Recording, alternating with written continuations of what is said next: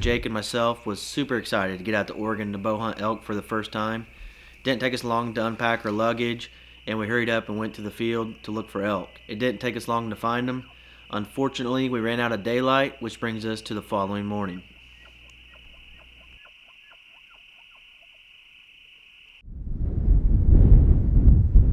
Oh yeah.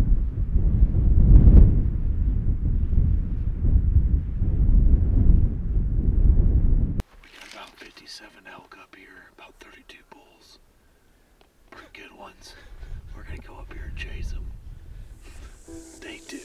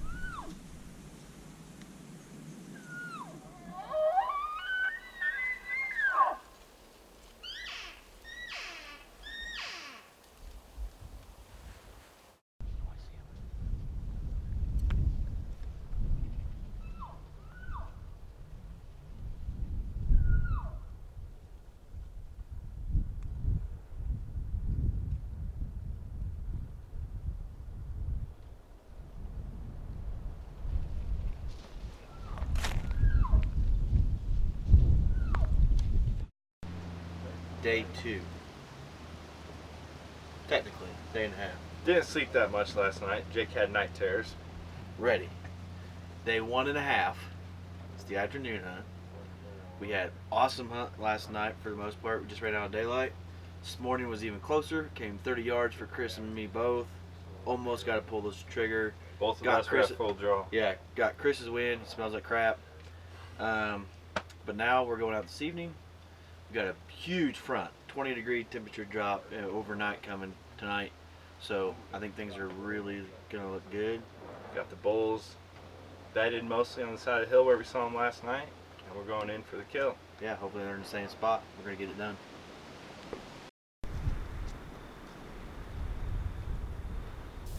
John spotted a stud bull.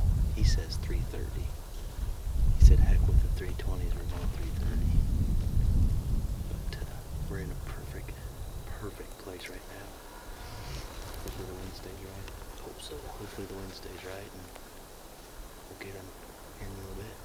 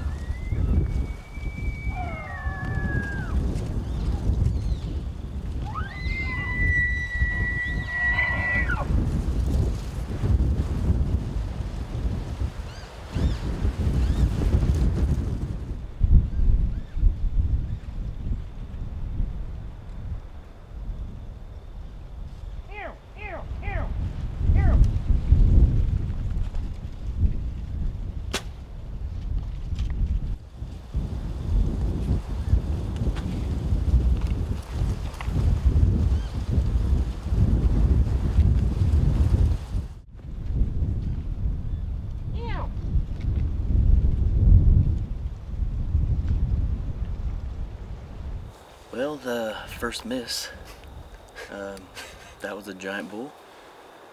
It just kind of happened really fast. It was a cluster a little bit. 2 good bulls, but I don't think they seem too buggered up. They're over here. You're bugling right John did a awesome job calling them in. I mean, they were talking the whole way, screaming. Coming right down the pipe to us. Yeah, and I thought Chris was in a little different spot than what he actually was, because I thought maybe he'd get a stick that first one, because he was coming 20 yards from him. He's 43 for me, but I couldn't see him. Jake couldn't get on him with the camera either, so. On to the next one. Just like we thought, the elk did not go far at all. They were screaming their heads off. They actually just went on the other side of the mountain we were on, where I just missed that awesome bull. And we started calling, they kept responding, so we hurried up, scaled down a big mountain, got in position. Chris went to the left, I went to the right. Didn't take long, and the first bull was coming right to us.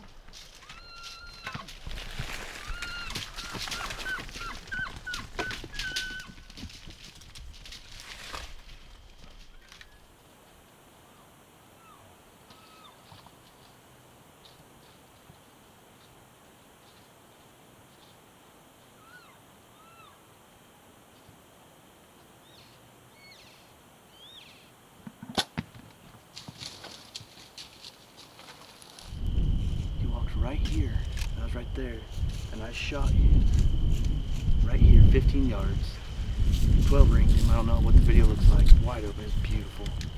My arrow was laying right here, complete pass through.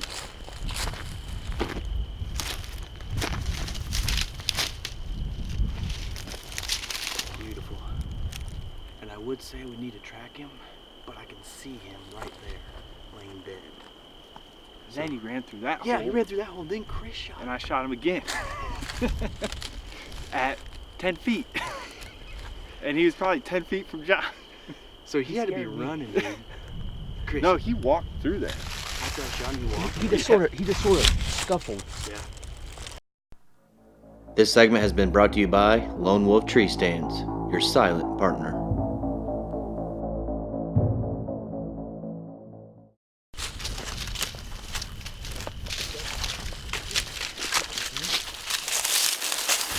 Oh my god.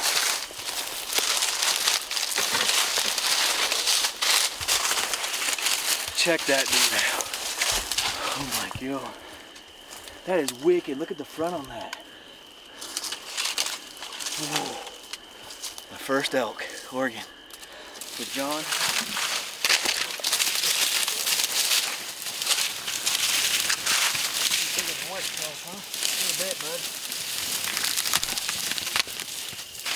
There's the exit hole. Not much. You gonna try to flip him? Yeah, right. Okay. Well, here he is, guys. Bull John calls right guard. Didn't know that when he's coming in. I just knew he looked awesome. And according to Chris, he looked awesome because we all flung arrows. I shot once and I hit him perfect right there on the left side there, right behind the shoulder. That's the driver's side. Driver's side. There you go. And he went around the trees. Unbeknownst to me, Chris shot then. And then he circled back around, came back down, and was about to run me and Jake over completely. So we're trying to run out of the way. And then he runs up here and dies. And then he just about tumbles back down. I thought he was going to tumble into us. So I can't thank John enough. Good job, man. What an awesome... Congratulations. You know, redemption too. I just missed that bull earlier. Really nice bull. And I was sick about it, but there, you know, stuff happens, I guess. And thought the other bull was going to come in the range of Chris, and it didn't. And, you know, instead of putting our heads down between our legs, we decided we're going to give him a little bit of time. John's like, let's give him, oh yeah, bunch of elk coming through. Sorry to change. That's all right. But John's like, hey, let's give him some time and go see if we can call him again. Well, we didn't even have to do that because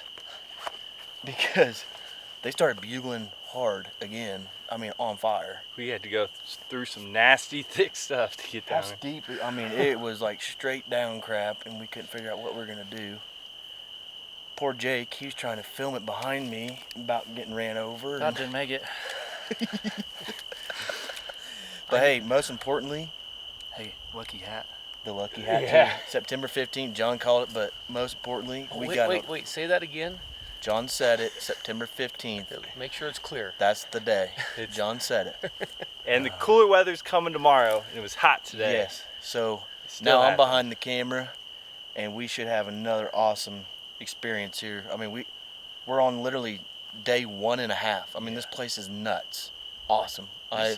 We will be back. I'm excited I don't have to self-film anymore. Yeah.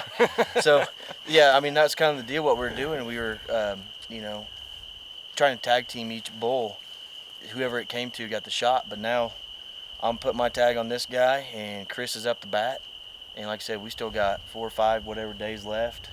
And I think the action's going to get even better yet, so stay tuned. And the other guys have a bull down too. Yeah, the other be a guys got a bull long down night. too, but most importantly, out of all this, we got a lot of elk meat to take back home and share with these guys. Whether Chris does or doesn't shoot another bull, we're going to split the meat for sure. It's going on And, the GMG. Super steep where we're at right now. I know video don't do justice, but The real work begins. the real work begins, so we're going to get after it. Good job, guys.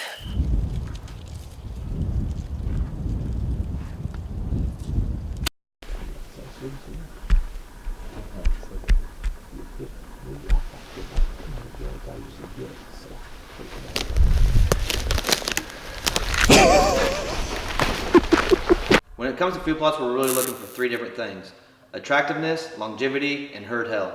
The Real World Gen 2 soybeans have 4 different varieties in this bag. They are the most shatter resistant soybeans on the market, which means these soybeans are going to last you all the way through season and a lot of times well after. They also have a higher oil content, which is going to make them a lot more attractive than most of your other soybeans out there. Having 4 different varieties of soybeans in this bag, we're going to have 4 different maturity rates. The soybeans are packed full of protein, which is going to help our herd health, and they're going to last all the way through season, all the way after season, especially in those harsher conditions, and definitely provide not only for the deer, but all wildlife. They also offer a northern blend of soybeans for you guys that are in the northern states. And there's 3 different varieties of soybeans, and those also the most shatter resistant soybeans on the market. If you want to learn more on the Real World Gen 2 soybeans or the northern blend soybeans, check out their website at realworldwildlifeproducts.com or find the dealer nearest you.